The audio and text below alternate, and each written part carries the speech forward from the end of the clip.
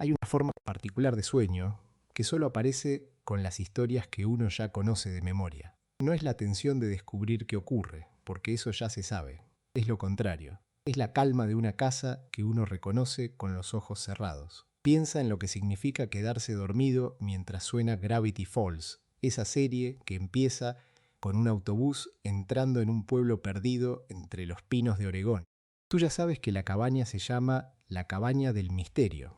Ya sabes que el tío Stan esconde algo bajo el suelo. Ya sabes que el diario aparecerá en el bosque. Y precisamente porque lo sabes, la mente se afloja. Las voces se vuelven familiares como las de una familia que vive en el cuarto de al lado, la de Dipper siempre un poco preocupada, la de Mabel siempre a punto de reír, y en ese estado intermedio, medio despierto y medio dormido, ya no hace falta seguir la trama. Basta con dejar que el pueblo respire a tu alrededor. Esta noche vamos a recorrer los secretos que se esconden detrás de cada personaje de Gravity Falls, uno por uno, con la calma de quien lo ha pensado durante meses. De dónde vienen, en quién se inspiraron, qué escondía en verdad Alex Hirsch cuando dibujó a estos gemelos y a todo el pueblo que los rodea. Bienvenido a Cabaña Nocturna, el lugar donde las historias que ya amas se cuentan otra vez, despacio, solo para acompañarte hasta el sueño. No hace falta que estés atento. No hace falta que recuerdes nada de lo que se diga. Apaga la luz si aún no lo has hecho. Busca la postura en la que tu cuerpo se rinde. Deja que la almohada sostenga el peso de la cabeza. Aquí nadie tiene prisa. Vamos a entrar en el pueblo lentamente, personaje a personaje, secreto a secreto, y si te duermes antes de que lleguemos al final, entonces habremos hecho bien nuestro trabajo. Respira hondo una vez y quédate. Hay una manera de mirar Gravity Falls que cambia todo lo que uno cree saber sobre la serie y consiste simplemente en preguntarse dónde estaba Alex Hirsch mientras la escribía. No en qué escritorio, ni en qué estudio, sino en qué recuerdo. Porque la respuesta, cuando se sigue con paciencia, es que Hirsch estaba escondido dentro de su propio reparto. Estaba en el pueblo, en la cabaña, en los gemelos, en los tíos, incluso en las voces. La serie que millones de personas vieron como una historia de misterio sobrenatural es, vista de cerca, una autobiografía disfrazada de bosque encantado. Empecemos por lo más íntimo, que esa es también lo más simple. Alex Hirsch tiene una hermana gemela, no idéntica, sino fraterna, lo que en su caso significa un chico y una chica nacidos el mismo día. El 18 de junio de 1985, en Piedmont, California. Ariel Hirsch llegó al mundo 15 minutos antes que él. Repara en esa cifra tan pequeña. 15 minutos de diferencia y toda una vida de ser dos mitades de la misma cosa. Cuando Hirsch se sentó a inventar a Dipper y Mabel Pines, dos gemelos enviados a pasar el verano lejos de casa, no estaba inventando desde cero. Estaba copiando de la memoria. Él lo ha dicho con todas las letras. La relación entre los gemelos de la serie, ha explicado, está basada en gran medida en su relación con su hermana gemela. Y lo interesante no es solo que existieran dos hermanos, sino cómo eran esos dos hermanos. Hirsch se describió a sí mismo como el analítico, el que se tomaba demasiado en serio, el que cargaba con una gravedad que no le correspondía a su edad, y describió a Ariel como lo contrario, alguien bobalicón y desbocado, alguien que, en sus palabras, tenía un flechazo distinto cada semana.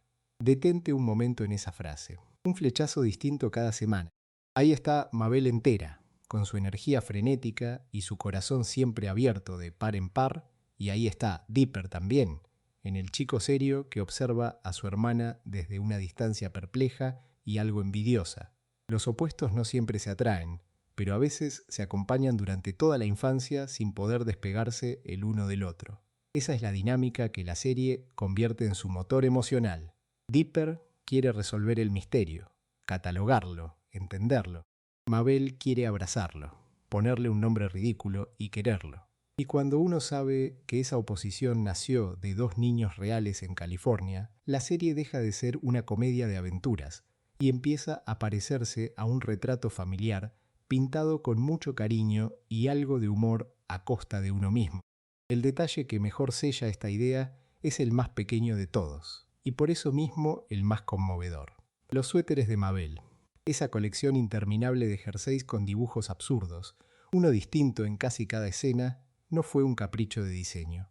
Nació de un suéter real que Ariel llevaba en la escuela primaria. Hirsch lo recuerda con una precisión que solo tienen las cosas que de verdad importaron. Era, según él, un suéter peludo de color verde lima, con un muñeco troll y una gema que sobresalía del vientre. Léelo otra vez y verás que es exactamente el tipo de prenda que Mabel llevaría con orgullo. La ficción no exageró el recuerdo. El recuerdo ya era así de extravagante. Y aquí llega el gesto que convierte todo esto en algo casi cinematográfico, aunque ocurrió en la vida real. Se cuenta que, en una fiesta, con todo el equipo para celebrar el estreno del primer episodio, Ariel Hirsch apareció con su verdadero suéter de la infancia, aquel mismo de la escuela primaria, y se lo puso. Guarda esa imagen un momento. Una mujer adulta poniéndose la prenda que, décadas atrás, inspiró sin saberlo a uno de los personajes más queridos de la televisión de animación. El objeto que había viajado del armario de una niña a la pantalla, y de la pantalla de vuelta a su dueña original. Rara vez una fuente de inspiración cierra su propio círculo de manera tan limpia. Ariel también le prestó a Mabel algo más que ropa. Le prestó un deseo, Waddles, el cerdito que Mabel gana en una feria y adopta como su compañero inseparable. Existe porque de niña Ariel quería de verdad tener un cerdo. Un anhelo infantil, de esos que los padres suelen ignorar con una sonrisa, sobrevivió el tiempo suficiente para que su hermano gemelo lo cumpliera en dibujos animados. Mabel consigue el cerdo que Ariel nunca tuvo. Hay algo profundamente generoso en ese gesto, en usar una serie entera para darle a tu hermana, por fin, aquello que pedía de pequeña. Pero los gemelos no lo eran todo. Estaba también el lugar. Entre los 9 y los 13 años, Alex y Ariel pasaron los veranos en la cabaña de su tía abuela real, una mujer llamada Lois. Esa cabaña es la base directa del escenario de Gravity Falls. No una inspiración vaga, no un ambiente parecido, sino el origen concreto del pueblo, del bosque, de la sensación de estar en un sitio aislado donde el mundo ordinario se afloja un poco. Y lo que ocurría en esos veranos explica el resto de la serie mejor que cualquier análisis. Hirsch lo ha contado de forma que vale la pena escuchar despacio. Pasó muchos veranos, dice, en una cabaña con su hermana gemela y algunos de sus parientes. Y en el vacío que dejaban la tecnología y el entretenimiento, su imaginación creció hasta llenarlo. Se pasaba esos veranos imaginando. ¿Qué pasaría si hubiera un monstruo en el lago? ¿Qué pasaría si hubiera gnomos en el bosque? Ahí está el nacimiento de la serie completa, en 2 preguntas hechas por un niño aburrido rodeado de árboles. El aburrimiento, ese estado que hoy tememos y llenamos al instante, fue el suelo fértil del que salió todo. Sin nada que consumir, el niño tuvo que fabricar. Y lo que fabricó fue un pueblo entero de misterios. Queda un último detalle, y es el que une la biografía con el idioma mismo de la serie. En Gravity Falls, los gemelos llaman a su tío abuelo Stan con una palabra inventada, Gruncle, una contracción del inglés para tío abuelo. Esa palabra no salió de la nada. Los verdaderos gemelos Hirsch llamaban a su tía abuela Lois de una forma parecida, uniendo el título y el nombre en una sola pieza cariñosa. Grount y Lois, decían. De ese hábito familiar, de esa manera infantil de comprimir el afecto y el parentesco en una sola palabra torpe y tierna, salió el término que la serie usaría para nombrar a uno de sus personajes centrales. El lenguaje privado de una familia se convirtió en el lenguaje público de un fenómeno televisivo. Cuando se juntan todas estas piezas, aparece un patrón que es difícil de ignorar. Los tíos abuelos reales de Hirsch inspiraron a los Stan de la ficción. La cabaña de la tía abuela Lois se convirtió en la cabaña del misterio. La hermana gemela se repartió entre Mabel y Dipper, entre lo bobalicón y lo analítico. Y el propio Hirsch, no contento con esconderse en el argumento, se escondió también en las voces, prestándose a sí mismo para dar vida a Stan, a Souse, a Bill y a McGocket a la vez, 4 personajes muy distintos, saliendo todos de la misma garganta. Un hombre haciendo de tío, de amigo, de demonio y de loco del bosque, todos a la vez, en la misma serie que ya contenía a su hermana, a su tía abuela y a los veranos de su infancia. Gravity Falls no fue solo escrita por Alex Hirsch, en un sentido muy literal, estaba poblada por él. Piensa por un momento en lo que significa que un personaje central de una serie viva tanto tiempo, a lo largo de 2 temporadas completas, sin que nadie pronuncie jamás su verdadero nombre. Durante todo el tiempo que Gravity Falls estuvo al aire, el niño que conducía la historia, fue llamado únicamente Dipper. Ese era el nombre que usaban su hermana, su tío abuelo, el pueblo entero. Y sin embargo, Dipper no era un nombre. Era un apodo, una máscara amable que ocultaba algo que el propio personaje prefería no mostrar. El nombre real, Mason Pines, no apareció nunca en la pantalla. No se dijo en voz alta ni una sola vez a lo largo de la emisión original de las 2 temporadas. Para saberlo, hubo que esperar a un libro. La confirmación de que Dipper se llama en realidad Mason llegó en Gravity Falls, Journal 3, el diario complementario que el creador de la serie, Alex Hirsch, escribió con la colaboración de otros miembros del equipo. Disney Press lo publicó el 26 de julio de 2016, alrededor de 5 meses después de que se emitiera el final de la serie. Es decir, el secreto se guardó no solo durante toda la ficción, sino incluso más allá de ella. El público que amó a este personaje pasó años sin conocer su nombre, y cuando por fin lo supo, la historia ya había terminado. El dato llegó tarde, casi como una confesión que se hace cuando ya no queda nada que perder. Conviene detenerse en el origen del apodo, porque ahí está la clave de todo. Dipper recibe ese nombre por una marca de nacimiento en la frente, una constelación de lunares con la forma de la Osa Mayor, que en inglés se llama The Big Dipper. Ese origen queda establecido en el episodio de la primera temporada titulado Double Dipper. Y aquí viene el detalle revelador. Dipper mantiene esa marca escondida. La cubre normalmente bajo el pelo, bajo la gorra, de modo que apenas se ve. Advierte la paradoja. El apodo por el que todos lo conocen procede precisamente de algo que él se esfuerza por ocultar. Lleva encima, a la vista, el nombre de una cosa que esconde. Su identidad pública nace de su vergüenza privada. Ese gesto, el de tapar, el de disimular lo que incomoda, no es un accidente aislado. Recorre al personaje desde el principio, y la serie lo dibuja con cuidado en sus primeros episodios. En el capítulo inicial, Tourist Trapped, lo primero que hace Dipper es encontrar algo escondido. En el bosque cercano a la cabaña descubre un árbol de metal, hueco, que finge ser un árbol cualquiera y que en realidad oculta una trampilla. Bajo ella hay un diario secreto que cataloga las criaturas de Gravity Falls y que insinúa un encubrimiento mayor en el pueblo. El personaje que oculta su propio nombre es, desde su primer minuto en pantalla, un buscador de cosas ocultas. Hay una simetría silenciosa en eso. Alguien que guarda un secreto sobre sí mismo se pasa la serie destapando los secretos de todos los demás. La inseguridad que se esconde detrás del apodo se vuelve todavía más nítida en el 6º capítulo de esa misma temporada, Dipper vs. Manliness. Allí, en el restaurante de Grizzly's Diner, el tío abuelo Stan lo avergüenza en público. Saca a relucir un incidente en el que Dipper cantaba una canción, Disco Girl, usando un peine como micrófono, y lo hace justo antes de que Dipper falle en la máquina que mide la hombría del local, esa máquina que, en lugar de darle un veredicto de fuerza, le entrega una tarjeta que lo llama. En efecto, un encanto adorable, un cuti patuti. La humillación es doble. Primero el recuerdo expuesto, después el fracaso medido por una máquina, mientras a su lado Manly Dan gana sin esfuerzo alguno.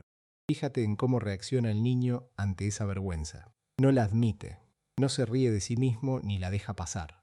Lo que hace es huir. Sale corriendo solo hacia el bosque para intentar demostrar su valía, para probar por su cuenta algo que en público acaba de quedar en entredicho. Ese es el mismo impulso que explica el apodo y la marca escondida bajo el pelo. Ante la inadecuación, ante la sensación de no dar la talla, la respuesta de Dipper es ocultar y compensar en secreto, nunca reconocer la debilidad delante de los demás. Es un patrón de conducta, y la serie lo repite con paciencia para que lo veamos con claridad. El nombre escondido es solo la forma más grande y más silenciosa de ese mismo hábito. Y ahora sopesa, entonces, que el nombre Mason no aparezca nunca en la ficción. No es un descuido de los guionistas ni un dato que se les olvidara mencionar. Es coherente con el personaje. Un niño que se cubre la frente, que huye al bosque antes que admitir una vergüenza, que compensa su inseguridad en privado, es exactamente el tipo de niño que preferiría que el mundo lo llamara por un apodo antes que por su nombre real. El apodo lo protege, lo mantiene a una distancia segura de sí mismo. Que el nombre verdadero solo apareciera en un libro, y solo después del final, encaja con la idea de que revelar quién eres de verdad es lo último que uno entrega, cuando ya hay suficiente confianza, o cuando ya no hay marcha atrás. Porque el arco de Gravity Falls, en el fondo, es un arco de crecimiento, y el nombre funciona como su medida callada. El episodio final, Weirmageddon 3, Take Back the Falls, lleva a los Pines a un último enfrentamiento contra Bill Cipher, y culmina en un momento que la propia sinopsis del episodio llama su mayor sacrificio. Es una historia sobre destapar lo que estaba oculto y sobre entregar lo que más cuesta entregar.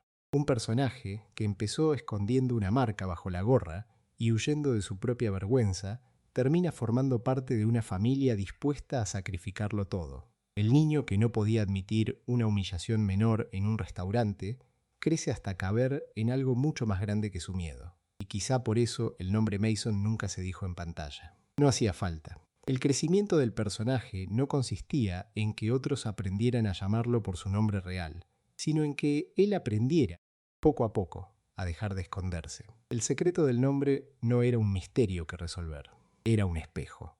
Nos mostraba, desde el primer episodio hasta el último, a un niño aprendiendo despacio que ocultar quién eres no es lo mismo que protegerte, y que hay cosas, un nombre, una marca, una debilidad, que solo dejan de pesar cuando por fin las dejas ver.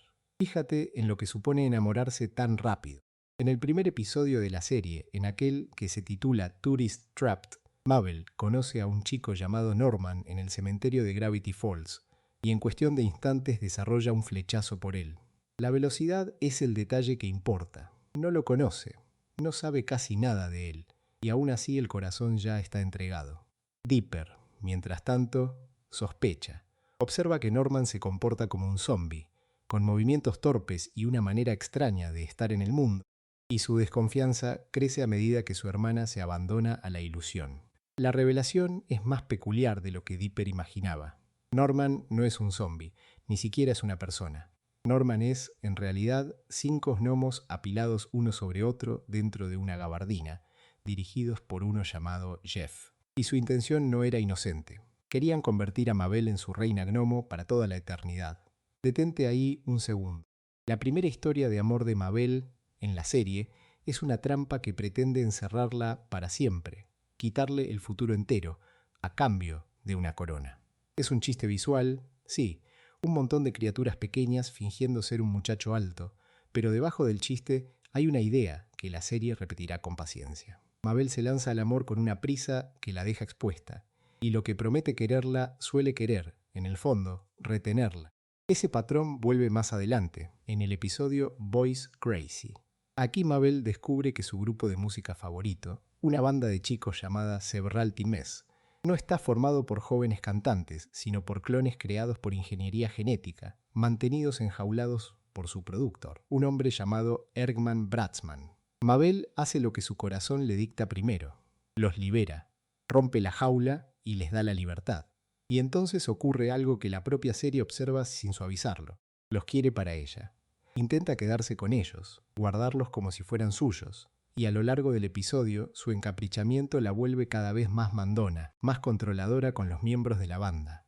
La chica que abrió la jaula empieza, poco a poco, a construir otra, no por crueldad, por miedo a perder lo que ama. Es el mismo impulso que en Tourist Trapped venía de fuera, de los gnomos que la querían atrapar, solo que ahora vive dentro de ella misma, y esa es la versión más incómoda de mirar. Conviene detenerse en lo que esto sugiere sobre su optimismo. Mabel es, en la superficie, el personaje solar de la serie, la que confía, la que se ilusiona, la que cree que todo saldrá bien. Pero su forma de amar tiene una sombra que la serie nunca oculta del todo. Cuando algo le importa demasiado, quiere aferrarlo, quiere que permanezca igual, quiere que no cambie ni se vaya. Y crecer, madurar, avanzar hacia el futuro es precisamente la única cosa que no permite que nada permanezca igual. Nada ilustra mejor ese temor que su relación con Waddles, el cerdo. En el episodio The Time Traveler's Peak, Mabel gana a su mascota en la Feria del Misterio al adivinar correctamente su peso, 15 libras. Es una victoria pequeña, casi trivial, el tipo de premio que se olvida al día siguiente. Y sin embargo, la serie decide, en ese mismo episodio, revelar cuánto pesa de verdad. Dipper utiliza un aparato para viajar en el tiempo, y en uno de sus saltos vislumbra un futuro malo, una versión de las cosas en la que Mabel sí consigue a Waddles, pero termina perdiéndolo y cae en un derrumbe emocional, aferrada de dolor al tótem de la cabaña. Ante esa imagen, Dipper toma una decisión. Reinicia el tiempo, deliberadamente, para ahorrarle a su hermana ese sufrimiento. Y al hacerlo renuncia a su propia oportunidad de arreglar su momento con Wendy, aquello que él más deseaba corregir. Piensa en el peso real de esa elección.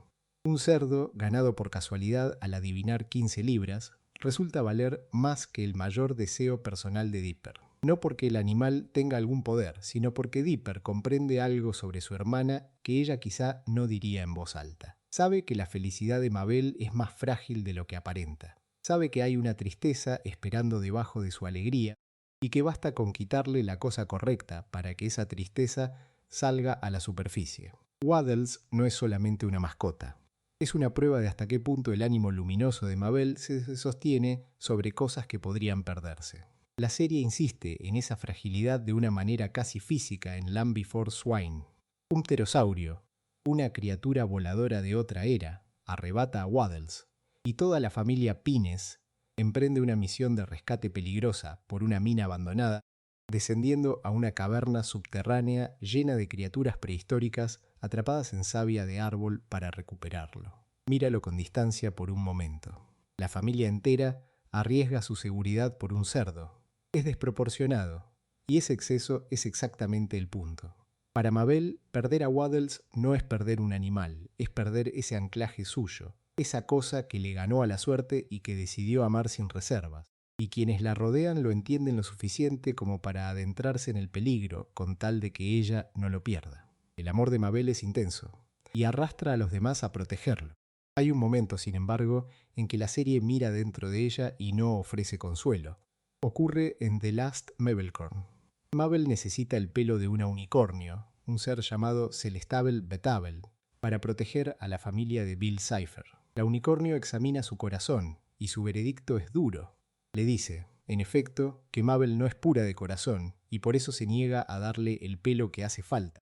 Para el personaje más asociado con la bondad y la ilusión de toda la serie, escuchar que su corazón no es puro es un golpe que va directo a lo que ella cree ser. Y encaja con todo lo anterior. La chica que quiso quedarse con la banda de clones, la que se vuelve controladora cuando ama, la que se aferra a lo que teme perder, no es simplemente dulce. Es alguien más complicado, con deseos que tiran de ella en direcciones que no siempre son limpias. La serie no la castiga por eso. Solo se niega a fingir que no existe. Y todo esto, cada flechazo apresurado, cada intento de retener lo que ama, cada apego desmedido a un cerdo, apunta hacia una sola cosa que Mabel no quiere nombrar: el final del verano. Los gemelos cumplen años el 30 y 1 de agosto, un dato que la serie revela a través de la invitación a su fiesta en el episodio Dipper and Mabel vs. the Future. Esa fecha es una frontera. Marca el momento en que el verano en Gravity Falls termina y la vida ordinaria vuelve a reclamarlos. En ese mismo episodio, el miedo de Mabel al futuro se intensifica hasta volverse insoportable. Primero descubre que sus mejores amigas no podrán estar en su cumpleaños. Grenda está de visita con Marius, en Austria, lejos. Candy está en un campamento de música. Las dos personas con las que querría celebrar están ya viviendo sus propias vidas, en lugares a los que ella no puede seguirlas. Y entonces llega el golpe mayor. Mabel escucha, sin que él lo sepa, cómo Dipper acepta quedarse en Gravity Falls como aprendiz de Ford en lugar de volver a casa con ella. Míralo de cerca. Todo el capítulo de la vida de Mabel se ha organizado en torno a estar junto a su hermano gemelo. Y ahora, al borde de cumplir años, comprende que el futuro va a separarlos. Sus amigas ya se han ido cada una por su camino, y Dipper elige un camino que no incluye regresar a su lado. El optimismo con el que abrió la serie, aquella prisa por enamorarse y aquel abrazo desesperado a lo que ama, se revelan aquí como lo que siempre fueron por debajo. Una manera de no mirar de frente el hecho más simple y más difícil de todos, que el verano se acaba, que todos crecen y que crecer significa, tarde o temprano, crecer separados. Antes de que existiera ese negocio, antes de que hubiera un hombre con parche en el ojo y un fez rojo cobrando la entrada, había dos niños en Glass Yard Beach, en Nueva Jersey, creciendo juntos bajo la misma casa. Stanley y Stanford Pines eran gemelos y su padre, un hombre llamado Philbrick, decidió cuando eran pequeños que ambos aprenderían a boxear. Imagina lo que eso supone para un niño. Antes de saber quién quería ser, a Stanley se le enseñó a recibir un golpe y a devolverlo, a mantenerse en pie cuando algo venía hacia su cara. Es una imagen pequeña, casi olvidable, y sin embargo explica buena parte de todo lo que vendría después. La ruptura llegó cuando eran adolescentes. Stanford había construido una máquina de movimiento perpetuo, una máquina que le había ganado un premio y que estaba a punto de abrirle las puertas de la universidad de sus sueños, en la costa oeste. Y entonces Stanley la destruyó. No lo hizo a propósito, fue un accidente, pero el accidente costó a su hermano esa aceptación, ese futuro entero. Su padre no quiso oír la palabra accidente. Acusó a Stanley de haberlo hecho a propósito y lo echó de la casa. Un adolescente en la puerta, con la certeza de que había arruinado a su hermano gemelo y de que su propio padre lo creía capaz de hacerlo por maldad. Ahí comienza, en realidad, la vida secreta que este capítulo intenta reconstruir. Lo que siguió fueron cerca de 10 años a la deriva. Stanley se movió de un sitio a otro montando negocios que fracasaban uno tras otro, pequeñas estafas y esquemas que nunca terminaban de sostenerse. Vendió aspiradoras bajo el nombre de Stan Back. Vendió tiritas de una marca imitación llamada Rip-Off, que en lugar de curar provocaban sarpullidos. Hay algo casi cómico en esos nombres, pero conviene detenerse en lo que revelan. Cada uno era un intento de vivir del ingenio en los márgenes, de venderle a la gente algo que casi funcionaba, y cada uno dejaba atrás clientes furiosos y deudas. No era un plan, era supervivencia disfrazada de negocio. Esa forma de vida tiene un precio legal, y Stanley lo pagó. Sus esquemas fallidos hicieron que lo prohibieran hacer negocios en Nueva Jersey y en Pensilvania, y no se detuvo ahí. Con el tiempo, llegó a estar vetado de operar en 32 de los 50 estados del país. Detente en ese número por un momento, en la calma de la noche. Más de la mitad del mapa cerrado para un solo hombre. No por un gran crimen espectacular, sino por la acumulación paciente de pequeños fracasos, de estafas que dejaban un rastro de nombres marcados y puertas cerradas. Stanley se estaba quedando sin país en el que existir legalmente, y en algún punto de esa deriva el suelo se abrió del todo. Un golpe que salió mal en Colombia lo llevó a una prisión colombiana. Sabemos poco de aquello, y conviene ser honesto sobre lo poco que sabemos. Lo conocemos porque, mucho más tarde, cuando Dipper y Mabel entran en la mente de su tío abuelo, aparece un recuerdo, casi un sueño, de esa celda. En ese recuerdo hay dos compañeros de celda, llamados Jorge y Rico. Eso es todo lo que el propio hombre guardó de aquel episodio, un fragmento flotando entre otros recuerdos. Pero basta para entender hasta dónde había caído. De la casa de su padre en Nueva Jersey a una celda en otro continente, empujado por una vida de esquemas que nunca cuajaron. Cuando ya no le quedaban prospectos, cuando el mapa estaba prácticamente cerrado y las opciones agotadas, llegó una postal. Venía de su hermano gemelo, de aquel Stanford al que creía haber perdido para siempre, y lo invitaba a Gravity Falls, en Oregón. Imagina recibir eso después de tantos años de silencio, la única mano tendida en toda una década, y venía precisamente del hermano cuya vida había arruinado sin querer. Stanley fue. No tenía, en realidad, ningún otro lugar al que ir. Llegó sin un centavo. Y aquí ocurre uno de esos giros que la vida improvisa mejor que cualquier guión. Los habitantes del pueblo, al verlo, no vieron a Stanley el estafador arruinado. Vieron al Stanford Pines del que habían oído hablar, el científico recluso que vivía en aquella casa extraña, y empezaron a ofrecerle dinero por recorrerla, por hacer un tour. Piensa en la ironía.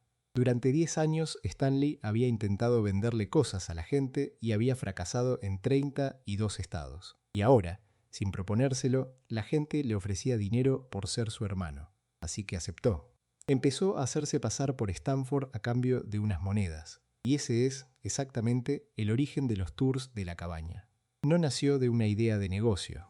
Nació de una confusión que resultó ser rentable, pero por debajo de esa comedia había una tragedia esperando activarse.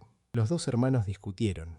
Stanford se negaba a reconciliarse, a dejar atrás lo que había pasado entre ellos, y la discusión se convirtió en pelea física. Recuerda a los dos niños obligados a boxear por su padre, porque aquí esa vieja lección vuelve del modo más terrible.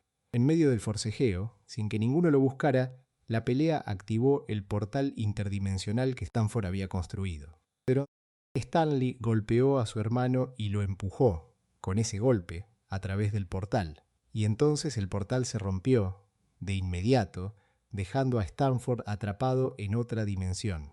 En cuestión de segundos, el hombre que le había tendido la única mano en 10 años había desaparecido, y había sido la mano de Stanley la que lo empujó. Lo que Stanley decide hacer a partir de ahí define el resto de su vida, y, en cierto modo, la serie entera. Tenía sobre él sus propias órdenes de arresto, los rastros de aquella vida de estafas. Tenía a su hermano perdido en otra dimensión y un portal roto como única forma imaginable de traerlo de vuelta. Así que hizo algo extraordinario y silencioso. Fingió su propia muerte en un accidente de coche, borró a Stanley del mundo y adoptó por completo el nombre de su hermano.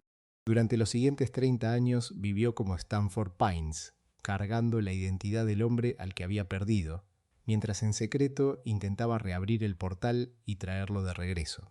Y ahora observa cómo encaja todo, porque esta es la parte que da sentido al resto. La cabaña, ese negocio de trampa para turistas, con sus criaturas falsas y sus tours exagerados, no era el sueño de nadie. Stanley la construyó directamente encima del laboratorio secreto del sótano, el laboratorio que contenía el portal de su hermano. La tienda era la tapadera. Cada entrada vendida, cada turista engañado, financiaba el proyecto real y oculto que ocurría bajo sus pies. Todo el espectáculo existía para esconder una sola cosa. El hombre del fez rojo pasó 30 años haciéndose pasar por su hermano, viviendo de las mismas estafas de siempre, ahora con un único propósito debajo de todo: traer de vuelta al gemelo que había empujado a través de una puerta que ya no se abría. Empieza con una cueva y con una voz leída en voz alta. Antes de los 30 años perdidos, antes de la clave y de la tinta invisible, hay un hombre joven y brillante que encuentra, grabada o escrita en la piedra de una cueva, una invocación que menciona a un ser llamado Bill Cipher. Ford la lee en voz alta, que es lo único que hace falta, y con eso abre una puerta que no vuelve a cerrarse del todo. Bill aparece, pero no en el mundo físico. Aparece dentro de la mente de Ford, y lo hace con una cortesía calculada, presentándose como una musa, un espíritu benévolo que, según dice, inspira a una sola mente brillante por siglo. Repara en esa oferta para alguien que siempre se ha sentido distinto, incomprendido, demasiado inteligente para el lugar donde nació. No le ofrecen poder, le ofrecen reconocimiento, y a partir de ahí el trato se vuelve concreto. Bill le promete conocimiento, secretos, la ayuda necesaria para construir algo enorme, un portal interdimensional, y a cambio pide solo una cosa: acceso a la mente de Ford. En la superficie parece un intercambio entre iguales, un colaborador invisible que guía la mano del científico. La verdad es otra, y la serie la deja clara. El portal nunca fue una herramienta para resolver los misterios de Gravity Falls, como Bill hacía creer. El portal era una puerta. Bill quería usarlo como pasaje para que su reino de pesadilla y todo lo que habita en él entraran en el universo de Ford. La musa no inspiraba. La musa preparaba una invasión y usaba el entusiasmo de un genio solitario como cincel. Ford no construye esa puerta solo. A su lado trabaja un amigo de la universidad, Fiddleford McGucket, un hombre con talento propio para la máquina y para el cálculo. Durante un tiempo los dos avanzan juntos sobre el mismo sueño. Pero hay una prueba, un ensayo del portal que sale mal, algo tan perturbador que McGucket no puede seguir. Se marcha del proyecto. Y aquí la historia toma un giro que dice mucho sobre el precio de haber visto demasiado. McGucket no se limita a irse. Inventa un arma capaz de borrar recuerdos, una máquina pensada para arrancar de su propia cabeza aquello que ya no soporta recordar, su participación en lo que ayudó a levantar. La usa una vez, y luego otra, y el uso repetido sobre sí mismo lo va vaciando, lo va desgastando, hasta convertirlo en el anciano confundido y perdido que el pueblo conoce como el viejo McGucket, un hombre que eligió no saber y que pagó ese olvido con la razón. Pues, mientras tanto, Ford entiende, tarde pero lo entiende, que ha sido engañado. Y con ese descubrimiento nace la paranoia que define todo lo demás. Ford había escrito 3 diarios de campo, 3 volúmenes donde catalogaba las anomalías de Gravity Falls, cada criatura, cada fenómeno, cada rareza del bosque. Pero una vez que comprende quién es Bill de verdad, esos diarios dejan de ser cuadernos de estudio y se convierten en documentos peligrosos. Así que los protege.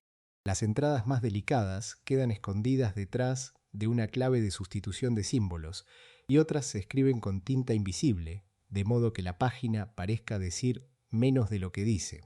No es un juego de autor, es el gesto de alguien que ha visto lo que ocurre cuando el conocimiento equivocado cae en las manos equivocadas y que ya no confía en nadie, ni siquiera en el papel donde escribe. Aquí conviene detenerse un momento en la voz que da vida a este personaje, porque forma parte de por qué funciona. La voz de Ford Pines pertenece a un actor cuyo nombre exacto los fans todavía discuten, y esa elección importa. Es una voz grave, seca, con una autoridad que no necesita alzarse para imponerse. Cuando Ford habla de sus errores, del trato, del engaño, lo hace con el peso de alguien que ha tenido 30 años para repasarlos. La interpretación no adorna al personaje, lo sostiene. El momento en que todo se rompe llega en el año 1982. El portal, esa máquina que Ford había aprendido a temer, se activa por accidente durante una pelea física entre dos hermanos, Stanley y Stanford. No es un experimento controlado, no es un ritual. Es una riña que se sale de las manos junto a una máquina encendida. Stanley golpea a Stanford, lo empuja de un puñetazo y ese golpe lo lanza a través del portal. En un instante Ford desaparece de su propio universo y no vuelve pronto. Queda atrapado viajando por dimensiones alternas durante 30 años, arrastrado de un mundo a otro, sin regresar a casa hasta el año 2012. Piensa en esa cifra con calma. 30 años lejos de todo lo conocido, empezando por un accidente, por una discusión entre hermanos frente a la puerta que él mismo, sin saberlo, había construido para un demonio. Y justo antes de ser tragado por el portal, en esos segundos finales, Ford hace algo que resume toda su transformación. Le entrega a Stanley uno de los diarios, el primero, y le suplica que lo esconda lejos, muy lejos. No le pide que lo estudie, ni que lo cuide como un tesoro. Le pide que lo aleje, que lo saque de su alcance, porque para entonces la paranoia sobre el contenido de esos cuadernos, sobre lo que pasaría si cayeran en las manos equivocadas, se ha vuelto total. El último acto de Ford, antes de desaparecer, no es salvarse a sí mismo. Es intentar enterrar lo que sabe. Hay algo hermoso y un poco vertiginoso en cómo la serie extiende esta idea de los mensajes ocultos más allá de la pantalla. Dentro de la historia, Ford cifra sus diarios para protegerlos. Fuera de la historia, el creador de la serie, Alex Hirsch, hizo algo parecido con quien miraba. En los créditos finales de casi cada episodio, escondió un acertijo criptográfico real, y no uno cualquiera, sino una secuencia que iba subiendo de dificultad a medida que avanzaba el programa. Los primeros episodios, del 1 al 6, usaban un cifrado César, un desplazamiento sencillo de letras. Del 7 al 13 cambiaba a un cifrado Atbash, que invierte el alfabeto sobre sí mismo.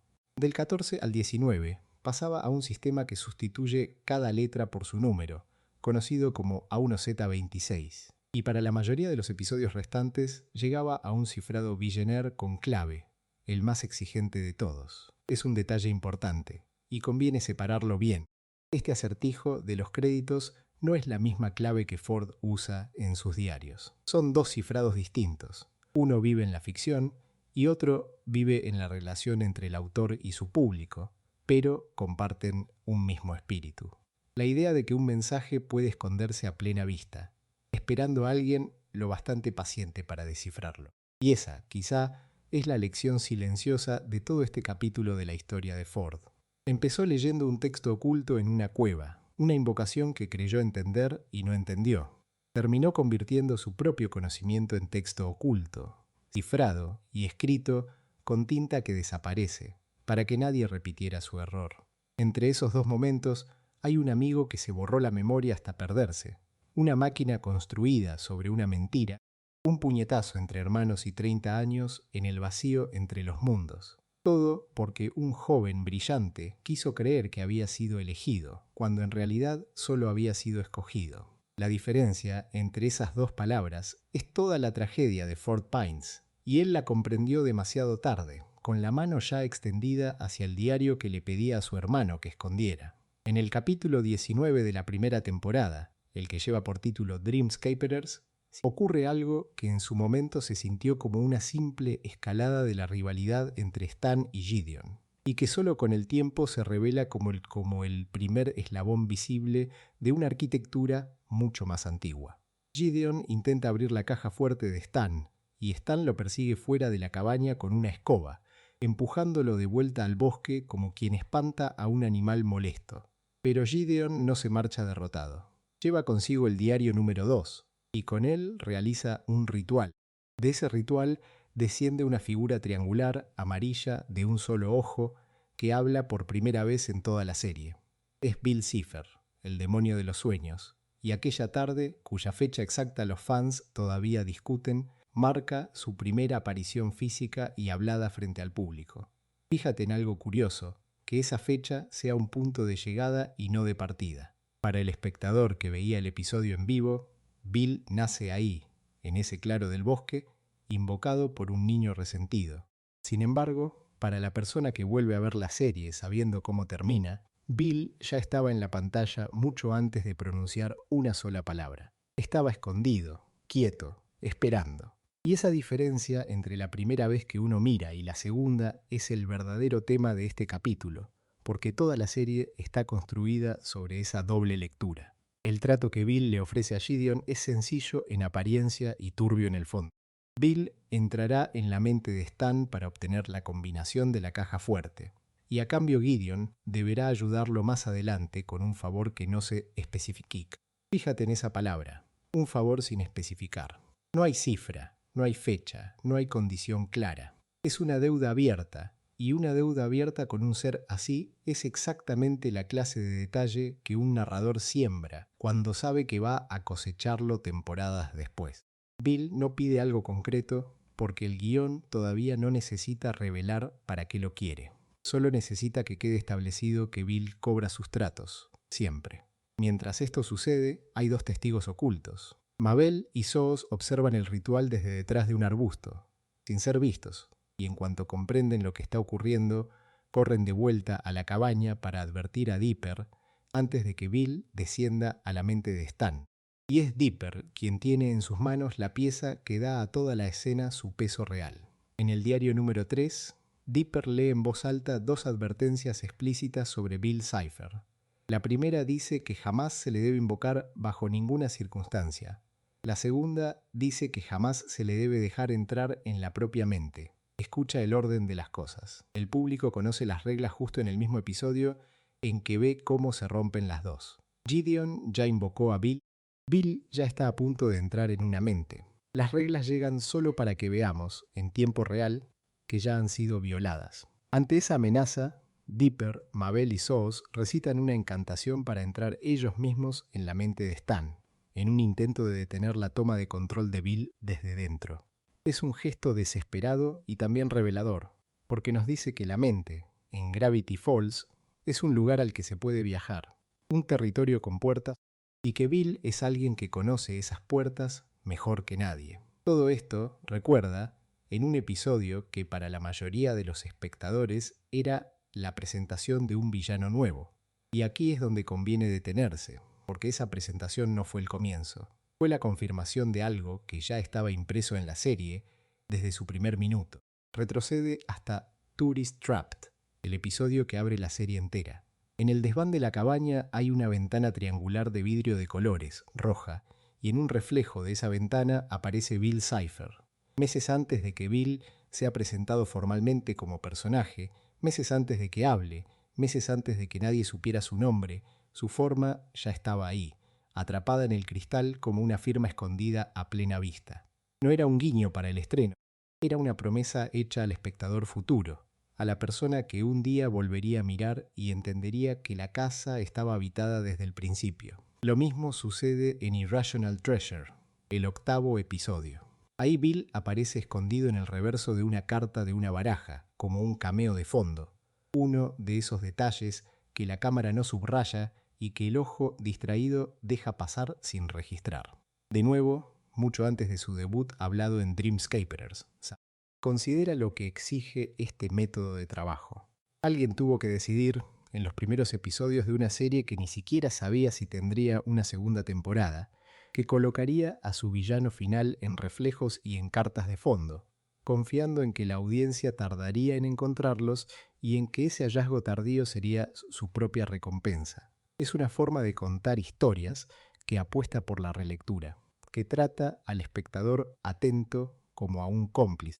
Y esa apuesta se extiende incluso a la secuencia de créditos de entrada. Cada apertura del programa termina con una imagen congelada de Bill Cipher rodeado por una rueda de símbolos. Una mano de 6 dedos, un pino, una estrella fugaz, una llama, entre otros, cada símbolo ligado a un personaje concreto. Es una imagen de profecía y no se explica hasta el final mismo de la serie. Durante toda la historia, el espectador la ve al comienzo de cada episodio, la mira sin comprender, la deja pasar como decoración.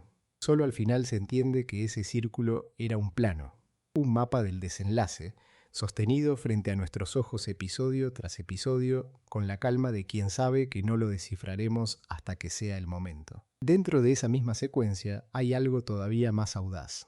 Escondido en el título de apertura de la primera temporada, hay un criptograma de sustitución de letras, un código en el que cada letra representa a otra.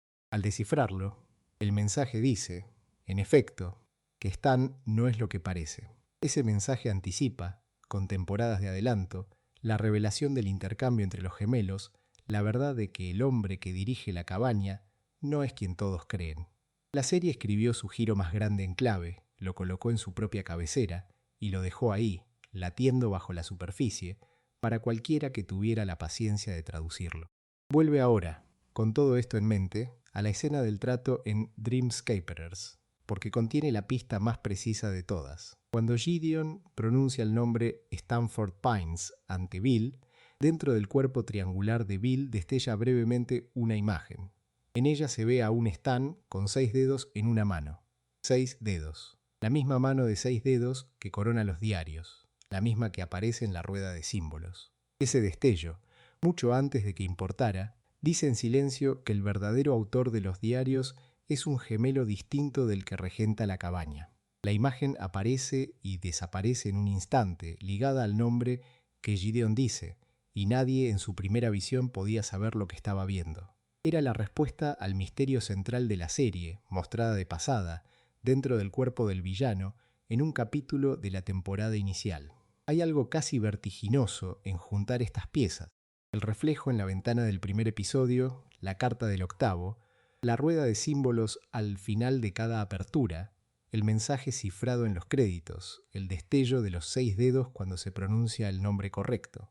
Ninguna de estas cosas fue un accidente. Todas apuntan hacia el mismo centro, y todas fueron plantadas antes de que el centro se revelara. Cuando por fin ves la serie completa y regresas al principio, descubres que no había un principio inocente. La respuesta siempre estuvo ahí, distribuida en fragmentos, esperando a que tuvieras los ojos preparados para reconocerla. Y conviene cerrar el círculo mirando la forma misma de Bill, porque incluso su diseño es una pista sobre lo que representa. Bill Cipher está basado en el símbolo del ojo de la providencia, ese triángulo con un ojo dentro que aparece en el reverso del billete de $1 estadounidense. La elección no es casual, un símbolo asociado a la vigilancia, a la observación desde arriba, a lo que todo lo ve. Y de eso trata, en el fondo, la manera en que Bill fue introducido en la serie. Un ojo que ya estaba mirando desde el primer episodio, escondido en un reflejo, en una carta, en un círculo de créditos, observándonos mientras nosotros todavía no sabíamos que debíamos observarlo a él. La serie construyó a su demonio como un secreto a plena vista, y el mayor de sus trucos fue que estuvo delante de nosotros todo el tiempo, quieto y paciente, esperando la segunda mirada. Considera al hombre que está detrás de Wendy Corduroy, no en la chica de la gorra y la actitud tranquila, sino en la casa de la que salió, en la sangre que corre por esa familia. Porque el apellido Corduroy no aparece solo. Wendy tiene un padre, y ese padre es una fuerza de la naturaleza a la que el pueblo llama Manly Dan. La primera vez que lo vemos trabajar, por así decirlo, es durante la salida de pesca en grupo del primer episodio. Y lo que hace ahí dice más de él que cualquier línea de diálogo. Cuando algo no le sale, cuando la frustración lo alcanza, parte su propia caña de pescar en dos. Luego, sin herramientas, sin anzuelo, sin nada más que sus manos, atrapa un pez directamente del agua y lo golpea. Fíjate en la lógica de ese gesto. La caña es un intermediario, un instrumento civilizado entre el hombre y su presa, y él lo descarta. Prefiere el contacto directo, prefiere la supervivencia en su forma más cruda, sin adornos. Ese mismo instinto reaparece en el sexto episodio, aunque el escenario cambia por completo. Estamos en el restaurante de Greasy, el diner del pueblo, delante de una de esas máquinas recreativas que ponen a prueba la hombría. Dipper lo intenta y fracasa. Y entonces, Manly Dan lo aparta a un lado, se acerca a la máquina y la vence sin esfuerzo alguno, usando únicamente su dedo meñique. El premio por semejante hazaña son panqueques gratis para todos los clientes del local. Hay algo casi cómico en la desproporción, un dedo pequeño contra una máquina construida para medir la fuerza máxima, y sin embargo el detalle importa. La máquina existe para separar a los fuertes de los débiles, y él la trata como un juguete.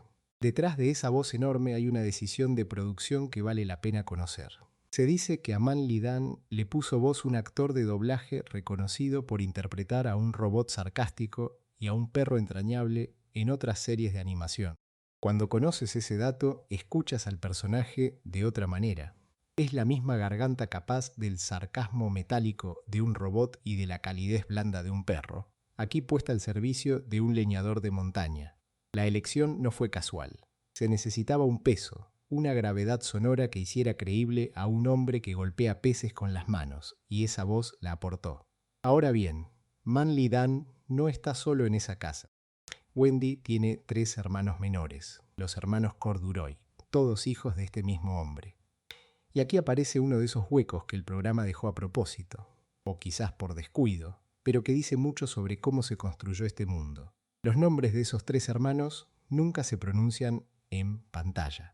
Ni una sola vez a lo largo de la serie alguien los llama por su nombre. Lo único que tenemos son unas hojas de modelo de producción, unos bocetos de referencia liberados en el año 2017, que sugieren los nombres de Marcus, Kevin y Gus, del mayor al menor. Pero eso jamás se confirmó en el diálogo. Existen, por así decirlo, en el margen del canon, presentes en las imágenes y ausentes en las palabras. Mira lo que eso deja en Wendy. Es la única hija, la mayor, rodeada de 3 hermanos varones y de un padre que resuelve la frustración partiendo maderas y peleando con animales. Su calma, esa actitud despreocupada que tanto la define, empieza a leerse distinto bajo esta luz. No es indiferencia. Es probablemente la respuesta aprendida de alguien que creció dentro de una casa de intensidad constante, donde mantener la sangre fría no era un lujo sino una manera de sobrevivir al ruido. La tranquilidad en ese contexto es una forma de fuerza tan válida como el meñique del padre. Y hay un último detalle, pequeño y silencioso, que termina de dibujar a esta familia. En el corto, titulado Mabel's Guide to Color, se muestra brevemente el interior de la cabaña de los Corduroy. El salón aparece por un instante y lo que se ve es revelador. El sofá, las paredes y incluso las pantallas de las lámparas, todo está hecho de franela. El patrón de cuadros de la franela cubre cada superficie, establecido como el estampado favorito de la familia. El propio apellido, Corduroy, ya nombra una tela y la casa entera lo confirma. Viven envueltos en el mismo material rústico y resistente con el que se visten, como si la identidad familiar fuera literalmente el tejido de las cosas. Reúne ahora todas estas piezas y observa el retrato completo. Un padre que rompe cañas y gana máquinas con un dedo. 3 hermanos sin nombre pronunciado. Sombras confirmadas solo por unos bocetos tardíos. Una voz prestada de robots y perros animados. Un salón forrado de franela hasta el último rincón. De esa casa sale Wendy. Y cada vez que la vemos encogerse de hombros ante lo extraño de Gravity Falls, conviene recordar de dónde viene. La despreocupación que muestra al mundo no cayó del cielo. Se forjó en una cabaña de cuadros, entre maderas partidas y hermanos ruidosos, bajo la sombra ancha de un hombre al que el pueblo entero conoce simplemente como el hombre fuerte. Hay una forma de soledad que no se anuncia, que no llora en pantalla ni pide que la miremos, y Sos la carga desde antes de que lo conozcamos. Vive con su abuela, con abuelita, que lo ha criado durante casi toda su vida. Su madre no está. Su padre tampoco, aunque de un modo distinto, un modo más cruel, porque el padre existe en algún lugar y elige no venir. Considera el golpe que eso deja en un niño. No es la ausencia limpia de alguien que se ha ido para siempre, sino la ausencia intermitente de alguien que promete y no cumple, año tras año, hasta que la promesa misma se convierte en una forma de abandono. Porque eso es lo que hace el padre de Sous. Cada cumpleaños promete visitar, y cada cumpleaños no aparece, y en su lugar llega solamente una postal, un pedazo de cartón con la misma frase repetida, que vendrá el año siguiente. El año siguiente. Una y otra vez el año siguiente, hasta que las palabras pierden todo peso y quedan solo como un gesto vacío. La coartada de un hombre que ha decidido no ser padre, pero que no tiene el valor de decirlo en voz alta. Un niño espera. Un niño abre la postal, la lee y aprende algo sobre el mundo que ningún niño debería aprender tan pronto. En el episodio llamado Blending's Game de la segunda temporada, la serie nos muestra ese aprendizaje en un recuerdo. Vemos a un Sous pequeño, después de que su padre falla otra vez en aparecer para su cumpleaños, y abuelita le ofrece galletas, como se ofrece cualquier consuelo pequeño cuando no se tiene nada más grande que dar. Y el niño responde, con esas palabras exactas, que no quiere galletas, que quiere ver a su papá de nuevo. Es una línea sencilla, no hay música que la infle ni drama que la subraye. Y precisamente por eso duele, porque es la voz de un niño que todavía cree que desear algo con suficiente fuerza puede hacerlo aparecer. Ese mismo cumpleaños, el número 12, marca un cambio. Es el momento en que se vuelve imposible seguir fingiendo. Abuelita comprende, viendo a su nieto esperar de nuevo, que el hombre no tiene ninguna intención real de venir, que las postales no son promesas retrasadas, sino mentiras cómodas, y entonces jura que lo matará si alguna vez vuelve a verlo. Es una frase feroz viniendo de una abuela, y sin embargo se entiende del todo. No es odio gratuito, es el amor de alguien que ha tenido que recoger, año tras año, los pedazos que otro dejó rotos, y que ya no puede soportar verlos romperse una vez más. Hay un detalle que la serie desliza y que, si te detienes en él, resume toda la herida. Sous no sabe siquiera qué aspecto tiene su padre. Nunca lo ha visto lo suficiente para recordarlo. Así que lo imagina, y en su imaginación le da el cuerpo de un luchador profesional y la cara que una vez vio en una botella de salsa picante. Piensa en lo extraño y lo triste de eso. Un hijo que construye a su padre con retazos, con una figura poderosa sacada del deporte espectáculo, y un rostro tomado de un envase de supermercado, porque no tiene un rostro verdadero al que aferrarse. El padre no es una persona para Sous, es un hueco con forma de persona, rellenado con lo que un niño solo pudo encontrar a mano. Y aquí es donde el vacío empieza a explicar todo lo demás, porque un hueco así no se queda quieto, busca ser llenado, y Sous lo llena con un lugar y con la gente que ese lugar contiene.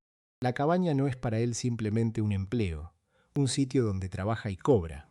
Es el hogar que su padre nunca le dio. Es el edificio hacia el cual dirige toda la lealtad que un hombre reserva normalmente para su familia, porque no tuvo un padre a quien dársela, y la lealtad, cuando no encuentra su destinatario natural, se derrama hacia donde puede. La serie confirma esto de la manera más limpia posible, otra vez en Blending's Game.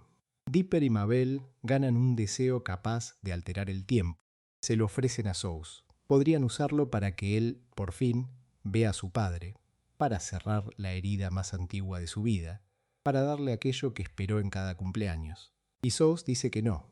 Usa el deseo, en cambio, para curar las heridas de los gemelos. Dice, en esencia, que su padre nunca se preocupó lo suficiente para aparecer, pero que Dipper y Mabel son su verdadera familia. Sopesa esa renuncia. Le entregan la posibilidad exacta que anheló durante años, y la rechaza, no por rencor, sino porque ya ha encontrado a los suyos, y prefiere gastarse en cuidarlos a ellos antes que en perseguir a un fantasma que ya no le debe nada. Esa es la lógica callada de todo el personaje. El hogar, para Sous, no es la sangre, es quien se queda, es quien aparece. Abuelita apareció, y por eso él la tiene. Los gemelos aparecieron, y por eso los elige. La cabaña apareció, con sus paredes torcidas y su dueño gruñón, y por eso la defiende como si fuera lo más valioso del mundo, porque para él lo es. Vale la pena recordar cuándo entra abuelita en la historia por primera vez, porque encaja con esta idea. Su primera aparición en pantalla llega en el final de la primera temporada, en Gideon Rises. Gideon se apodera de la cabaña, y esa toma obliga a Stan, a Dipper y a Mabel a vivir temporalmente en la casa de ella. La familia que Sous ha ido reuniendo, desplazada de su hogar, termina refugiándose bajo el techo de la mujer que crió a Sous. Los dos hogares del personaje, el de sangre y el de elección, se encuentran en un mismo cuarto. No es casualidad que la serie los junte así. Y hay un último gesto que lo dice todo sin necesidad de explicarlo. En el episodio de la segunda temporada llamado Not What He Seems, Sous expresa el deseo de ser adoptado legalmente por Stan y de cambiar su nombre a Stan Jr. Repara en lo que pide. No pide que su padre regrese, pide un padre nuevo, uno que sí estuvo, y pide llevar su nombre, tomarlo como propio, sellar con lo legal lo que ya era verdad en el corazón. El niño que una vez dijo que quería ver a su papá de nuevo, se convirtió en un hombre que dejó de esperar a ese papá y eligió, en su lugar, a quien de verdad se quedó. Considera lo que supone que un pueblo entero decida creer en un niño. En la cuarta historia de la primera temporada, la que lleva por título The Hand That Rocks the Mabel, Dipper y Mabel descubren que su nuevo vecino, un pequeño de aspecto angelical al que llaman Lil Gideon, no es un niño cualquiera, es el vidente adorado de todo el pueblo. Gravity Falls, un lugar donde las cosas imposibles ocurren con una frecuencia inquietante, ha depositado su fe en la figura más pequeña y menos amenazante que pueda imaginarse.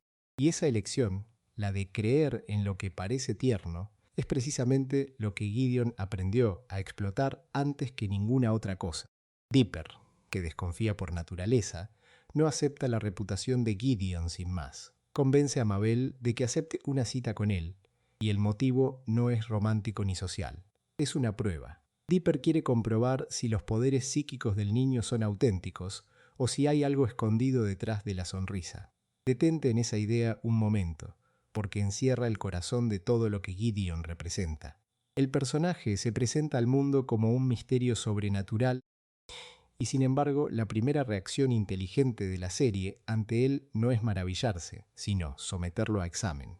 La serie sospecha de Gideon casi desde el instante en que aparece, y tiene razones para hacerlo. Lo que Mabel descubre durante ese encuentro no tiene nada que ver con la telepatía. Descubre que la ternura de Gideon, esa fachada querúbica y encantadora, se desvanece con una rapidez alarmante, y que debajo hay otra cosa, otro rostro. La dulzura no es su naturaleza, es su disfraz, y el disfraz se cae en cuanto las cosas no salen como él quiere. La obsesión con Mabel se vuelve el eje de su comportamiento. La llama su reina, una y otra vez, con esa insistencia que al principio suena a galantería infantil y poco a poco se revela como posesión. No la ve como una persona, la ve como algo que le pertenece o que debería pertenecerle.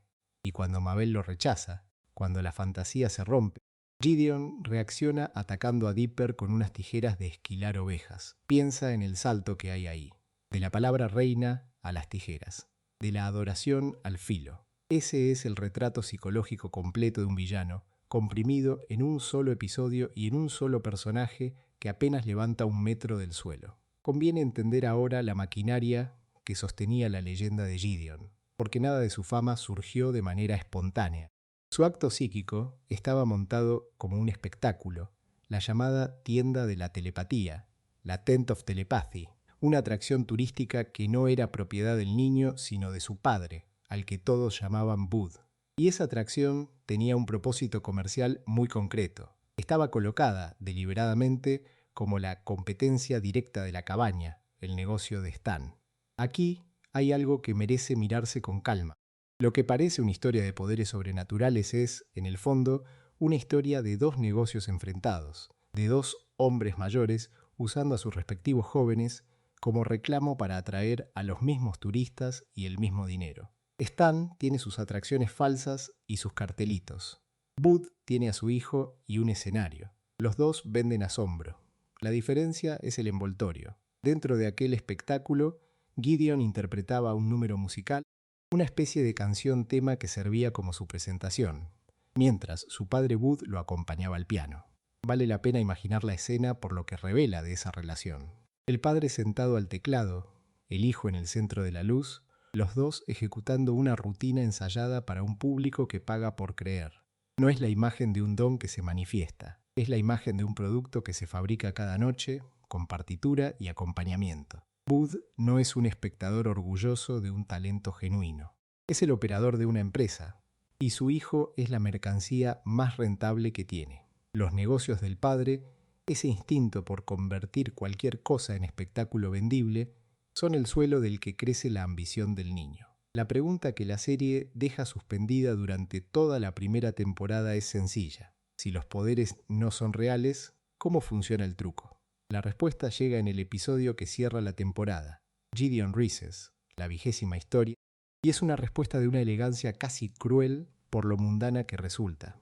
Es Stan quien expone el fraude. Aquellos broches promocionales, los pins que Gideon repartía con generosidad entre la gente del pueblo, no eran regalos inocentes. Contenían cámaras ocultas. Cada persona que aceptaba uno y se lo prendía en la ropa llevaba encima, sin saberlo, un ojo que espiaba su vida. Y con toda la información que esas cámaras recogían en secreto, Gideon podía después fingir que leía las mentes. No adivinaba nada. Sabía porque había mirado, porque había escuchado, porque había recopilado los detalles íntimos de sus vecinos y luego se los devolvía disfrazados de visión sobrenatural. Hay una ironía muy fina en la manera en que Stan lo descubre. No lo desenmascara por brillantez detectivesca ni por una investigación paciente. Lo descubre por un accidente físico. Su audífono capta la interferencia electrónica, el zumbido que emiten aquellos dispositivos escondidos. Es decir, la debilidad de un anciano, la sordera que la serie suele tratar como motivo de burla, es lo que termina delatando el engaño más elaborado del pueblo. El cuerpo viejo y algo estropeado de Stan percibe lo que ningún crédulo con oídos perfectos había notado jamás. La tecnología del fraude tropieza con la tecnología de la enfermedad y pierde. Cuando el pueblo entero comprende por fin que los poderes de Gideon eran falsos, las consecuencias son inmediatas y muy reales. La policía lo arresta bajo cargos que incluyen conspiración y fraude. Fíjate en el peso de esas dos palabras aplicadas a un niño. No travesuras, no bromas. Conspiración, fraude. El alcalde ordena que lo envíen a la prisión de máxima seguridad de Gravity Falls. El vidente adorado, la figurita angelical que todo el pueblo había amado, termina en la cárcel más dura que el lugar puede ofrecer. Y hay una lección silenciosa en ese desenlace. La misma comunidad que lo elevó por creer en lo tierno es la que lo hunde en cuanto descubre que la ternura era una herramienta. El afecto colectivo se transforma en condena con una velocidad que da que pensar sobre lo frágiles que son ambas cosas. Pero antes de la caída viene la cima de su ambición, y ese episodio la muestra en toda su magnitud. Gideon Reeses abre con un plano aéreo del pueblo, Gravity Falls entero cubierto por una sombra misteriosa, y a continuación una bola de demolición golpea la cabaña y rompe parte de su letrero. La imagen es deliberada. La sombra sobre el pueblo, el golpe sobre el negocio de Stan. Todo lo que Booth y Gideon habían perseguido desde el principio, arruinar a la competencia, se materializa en un solo movimiento de destrucción. Dipper despierta gritando, convencido de que ha tenido una pesadilla, un sueño horrible en el que Gideon robaba la escritura de la cabaña y obligaba a su familia a mudarse a vivir con Zoos y la abuela de este. La esperanza de que solo sea un sueño dura apenas un segundo, porque Zoos le confirma que no lo fue. Ocurrió de verdad. Gideon se quedó con la propiedad. La serie, fiel a su tono, no deja que ese momento pese demasiado. En medio del desastre, con la familia desplazada y todo perdido, Stan le dice a Mabel que deje de ser tan rara, porque las noticias por fin están a punto de empezar. Ella había comenzado a apretarle las mejillas a la abuela de Zoos, y el reproche de Stan es puro registro cómico. Hay algo muy honesto en esa elección. Incluso en la ruina, la vida doméstica continúa con sus pequeñas fricciones absurdas, y el villano no logra apagar del todo la textura ordinaria de esta familia. La sombra cubre el pueblo, pero dentro de la casa prestada, alguien sigue distraído con las mejillas de una anciana y otro solo quiere ver la televisión. Y luego está la imagen que resume toda la desmesura de Gideon. Tras apoderarse de la escritura, no se conforma con haber ganado. Pilota un robot gigante construido a su propia semejanza, el Gideon Bot, una máquina enorme con su cara, para perseguir a la familia de Stan. Considera lo que significa que un niño que fingía leer mentes con broches espía termine dentro de una versión colosal de sí mismo, aplastando el pueblo a su paso. Toda su vida fue una cuestión de tamaño, pequeño y tierno por fuera para que lo amaran, inmenso y monstruoso cuando por fin pudo mostrar lo que quería ser. El robot es su verdadero autorretrato, no el niño encantador del escenario, sino esa figura descomunal con su rostro, moviéndose sobre las casas, persiguiendo a la única familia que se atrevió a ponerlo a prueba desde el primer día. Observa lo que sostiene el apellido Northwest. No es solo el dinero, ni la mansión en lo alto de la colina, ni las verjas que separan a esa familia del pueblo que vive abajo. Lo que sostiene ese apellido es una sola historia contada durante generaciones, y esa historia dice que un hombre llamado Nathaniel Northwest fundó Gravity Falls.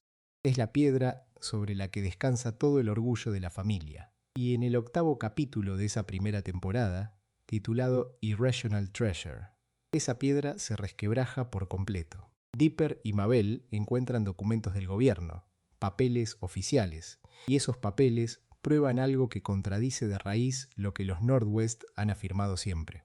Nathaniel Northwest no fue el verdadero fundador del pueblo. La afirmación central de la familia, repetida con tanta seguridad durante tanto tiempo, es sencillamente falsa. Y el episodio no se limita a negar la versión oficial, sino que ofrece otra en su lugar, una versión mucho más extraña. El fundador real fue Quentin Tremblay, presentado como el 8º presidente y medio de los Estados Unidos, un hombre que se conservó a sí mismo dentro de un caramelo quebradizo de cacahuete.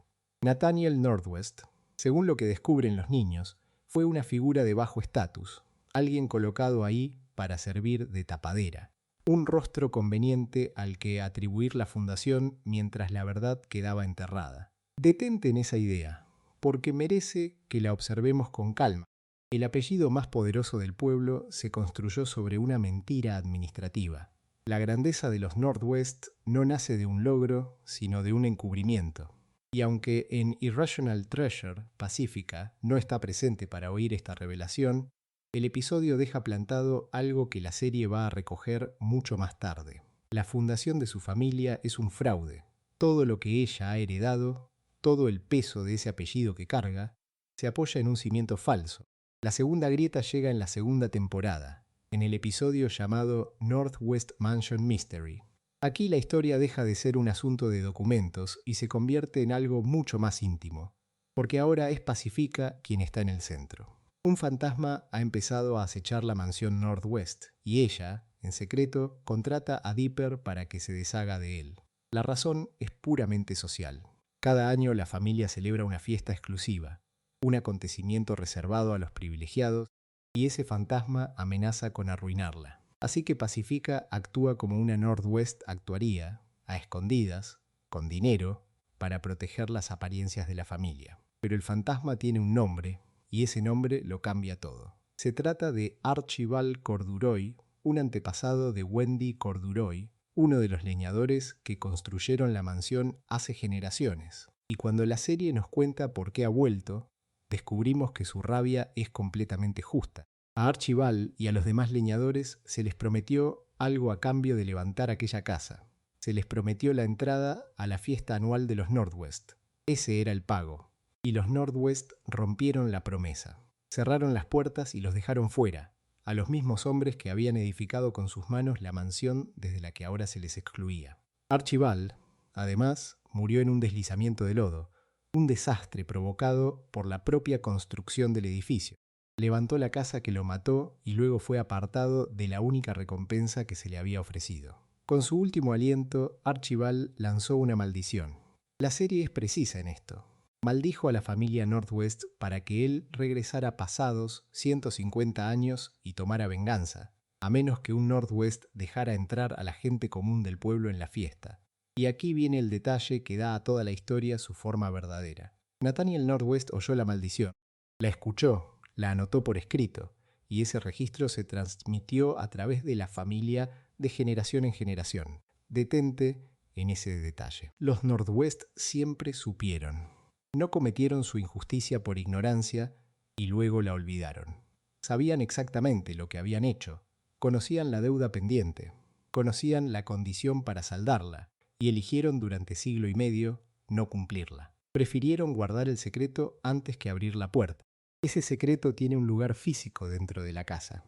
Pacífica y Dipper encuentran una habitación oculta, y en ella hay un registro pintado, una especie de crónica visual que documenta generaciones de fechorías cometidas por la familia contra el pueblo. No es un único pecado, entonces, sino un patrón, una costumbre. La mansión guarda en su interior la prueba de que la crueldad de los Northwest hacia la gente de Gravity Falls no fue un accidente, sino una práctica sostenida, cuidadosamente ocultada tras los muros de la misma casa que exhibe su esplendor hacia afuera.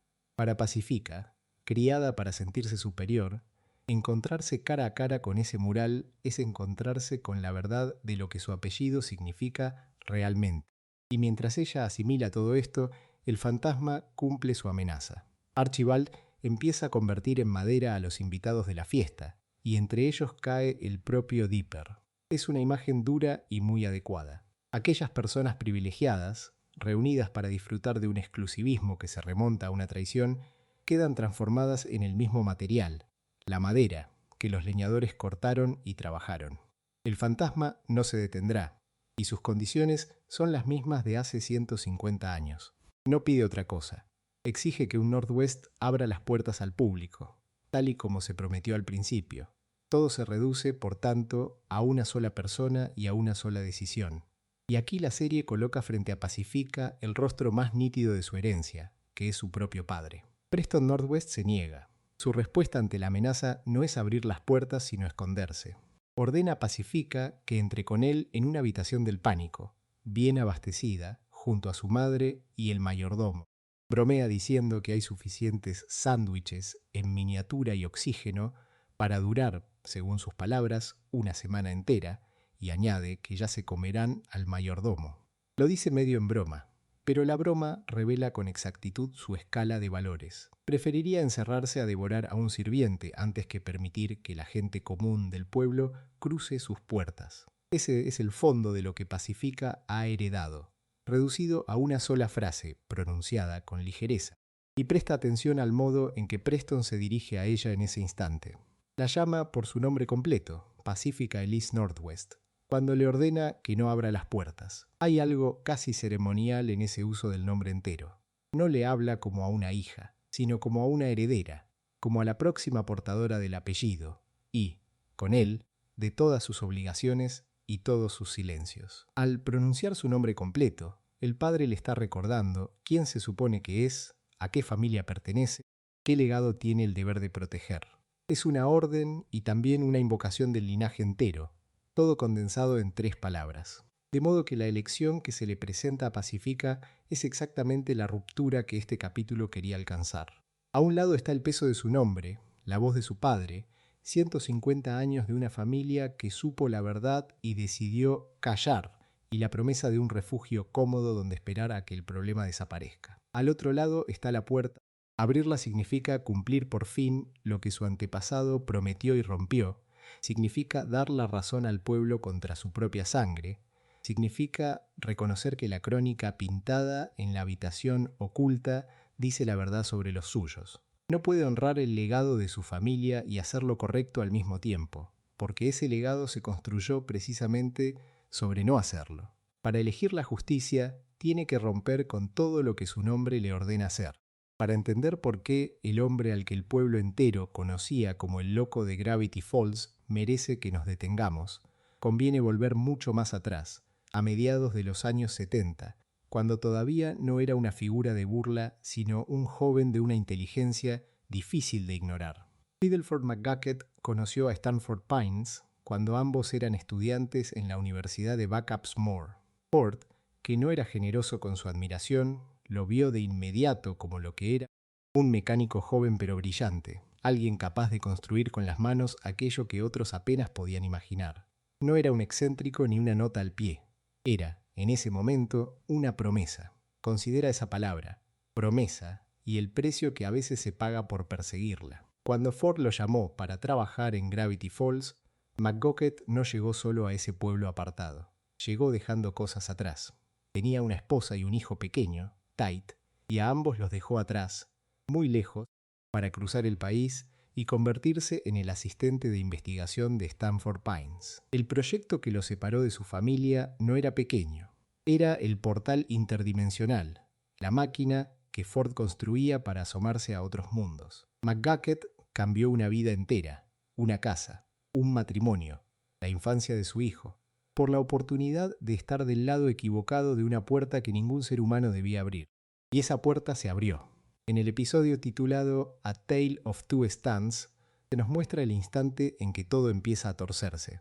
McGucket entra brevemente en el portal sin terminar. Se asoma al otro lado.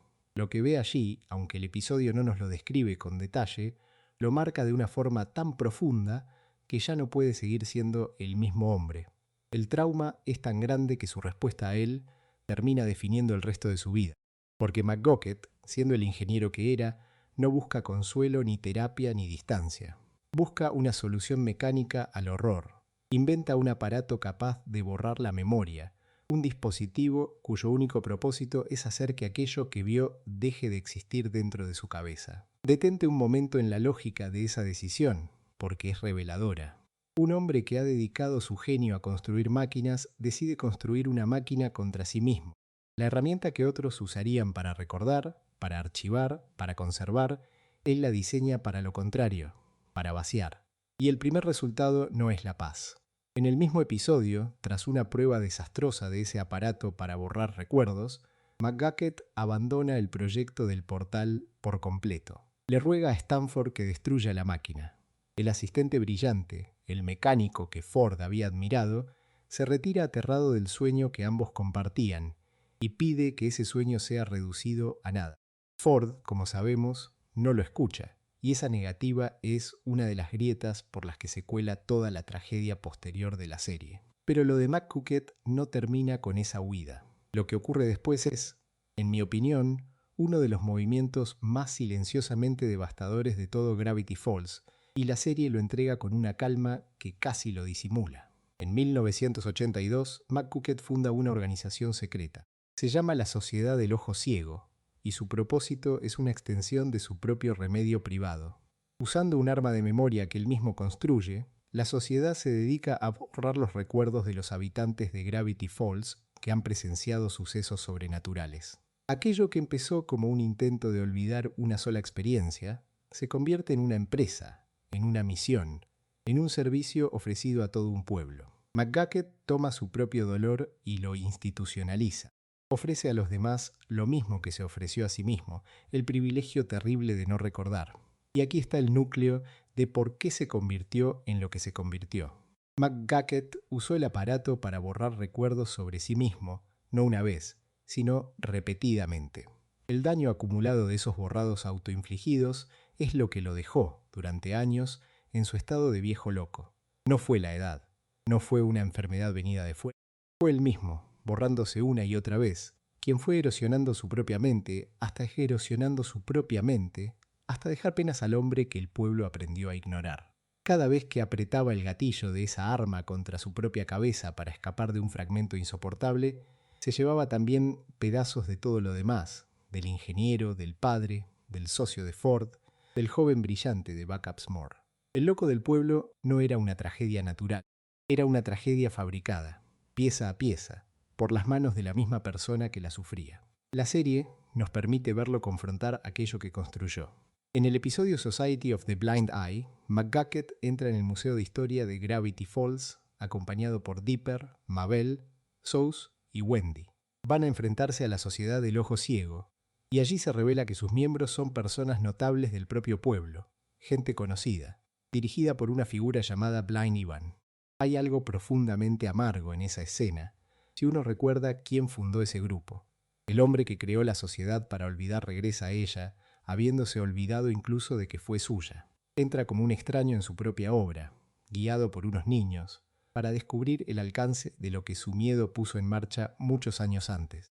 Conviene medir la distancia que hay entre el joven de Palo Alto y el hombre en que se transformó, porque la serie la mide por nosotros con un solo detalle. En el episodio Not What He Seems, Se nos muestra a McGucket preparando su equipaje para marcharse del pueblo. Entre las cosas que empaca hay un mapache al que se refiere como su esposa. Mide el peso de esa imagen. El hombre que dejó a una esposa real y a un hijo real en California, que abandonó una familia de carne y hueso por perseguir el portal, termina llamando esposa a un animal que guarda en una maleta. La misma palabra, esposa, aparece al principio y al final de su historia, y en el trayecto entre una y otra cabe todo lo que se borró a sí mismo. Es la medida exacta de hasta dónde había caído desde los días en que era el socio de investigación de Ford.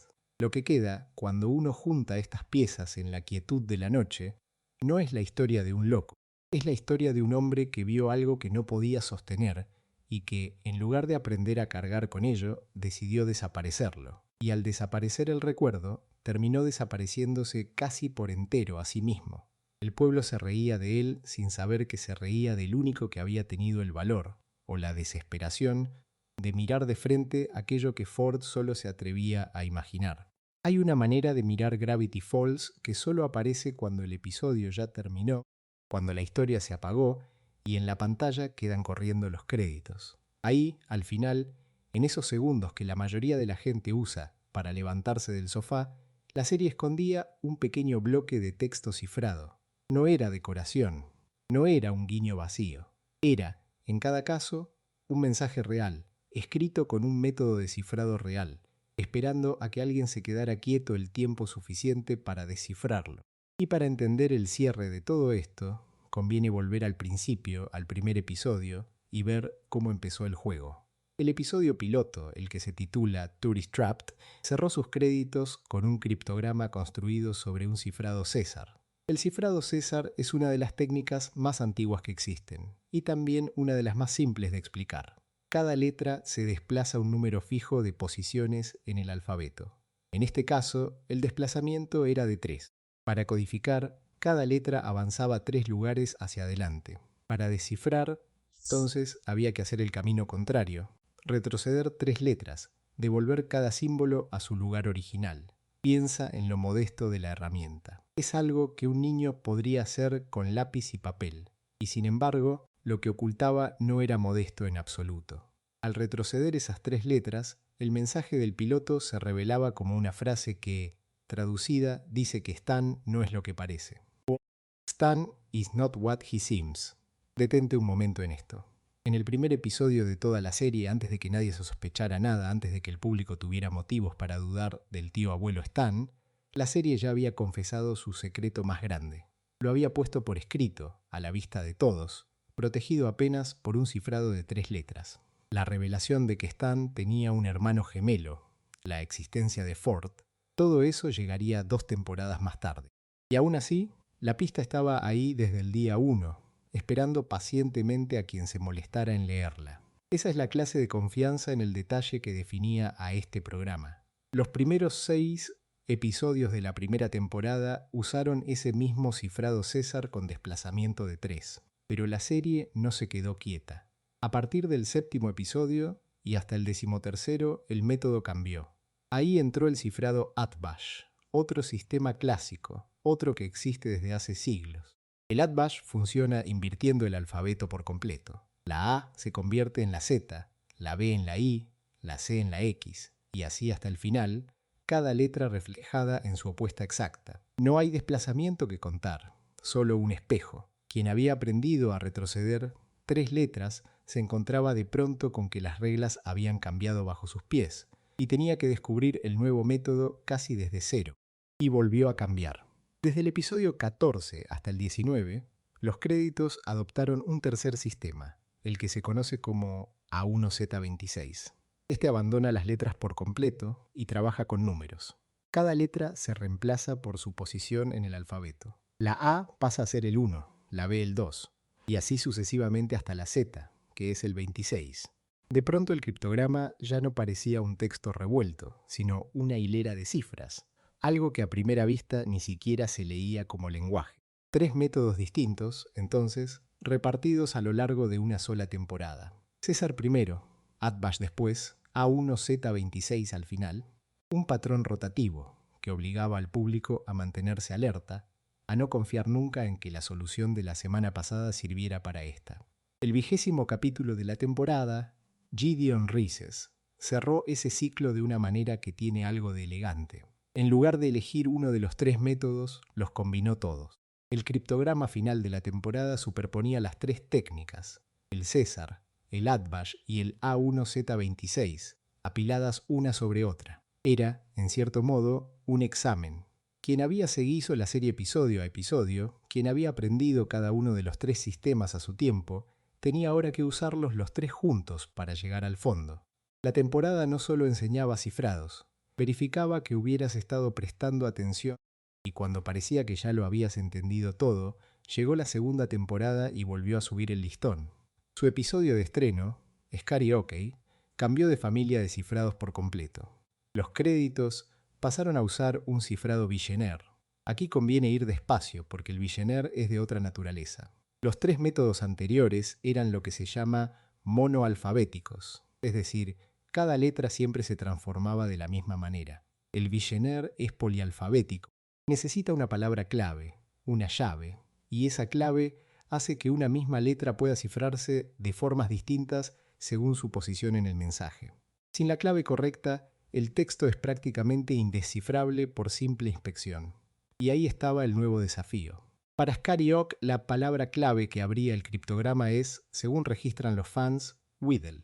Pero la serie no la entregaba en bandeja. La escondía dentro del propio episodio, a plena vista, escrita en la pared de la celda de la prisión de Gideon.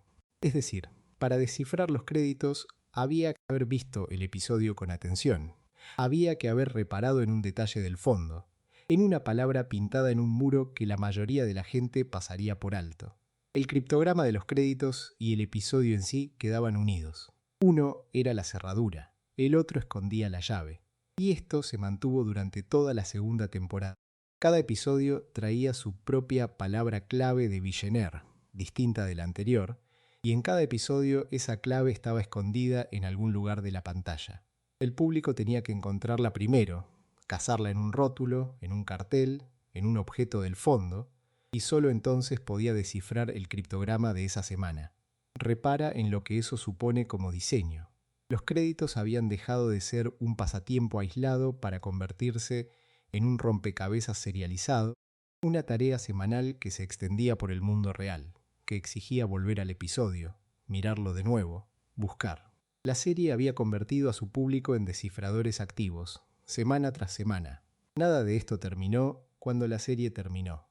En julio de 2016, el 26 para ser exactos, se publicó un libro complementario, un objeto físico titulado Gravity Falls, Journal 3, el diario que en la ficción pertenece a Ford, y dentro de sus páginas, en los márgenes, había notas manuscritas de Bill Cipher dirigidas a Ford.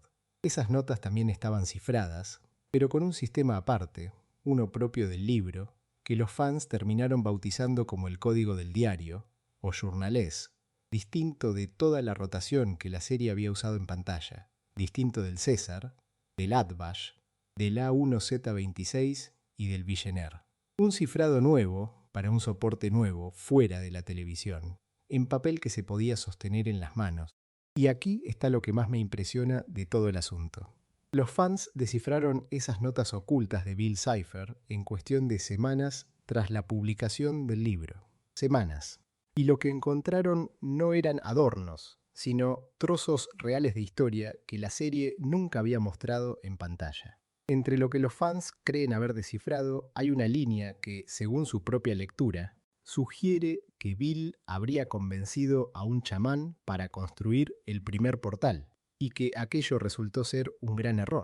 Asked shaman to build first portal, big mistake.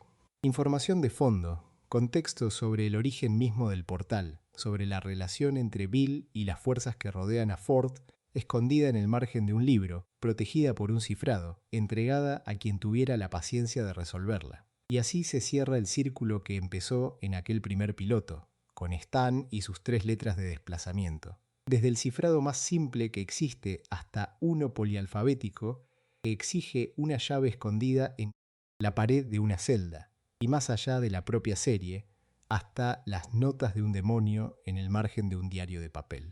Todo ello sostenido sobre técnicas de cifrado que son reales, que existen fuera de la ficción, que cualquiera puede aprender. La serie confió en que alguien estaría mirando. Confió en que el silencio de los créditos, ese momento en que casi todos apartan la vista, sería para unos pocos el lugar donde la historia seguía hablando.